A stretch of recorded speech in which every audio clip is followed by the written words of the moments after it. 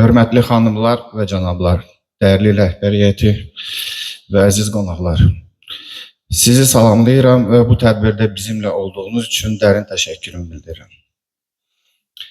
İlk olaraq 2024-cü il üzrə AFFA-ya daxil olmalar və onların mənbələri haqqında məlumatı diqqətinizə çatdırıram.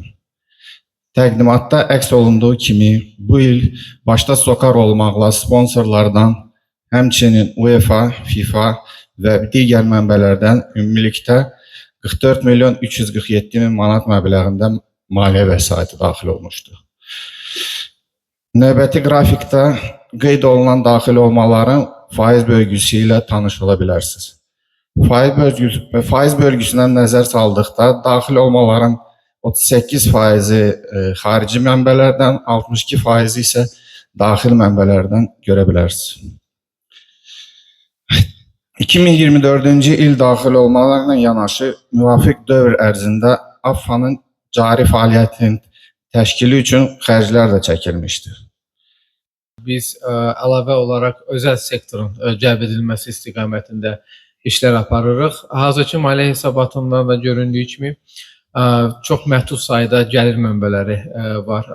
Həm Azərbaycan Futbol Federasiyasının, həm yerli klubları və əsas məqsədlərdən biri və strategiyada da işıqlandırılmış əsas prioritetlərdən biri məhz özəl sektorun, özəl investorların, özəl vəsaitlərin cəlb edilməsidir.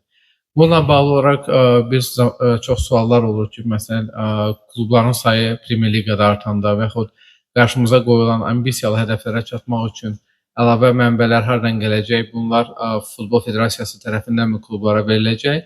Və bunun da cavabı məhz strategiyada əks olunduğu kimi və indi də həmkarların dediyi kimi biz çalışmalıyıq futbolun populyarlığını artırmaqla futbolun gəlir mənbələrini diversifikasiya etmək. Burada biz klublarla sıx əlbir olub, birlikdə işləyib merchandising, yəni həmin klublara məxsus atributikanın satışı, futbol günü anlamının gətirilməsi, stadionlarda daha çox azarkeşin gəlməyi və bunların vasitəsilə daha çox sponsorların cəlb edilməsi istiqamətində tədbirlər görməliyik.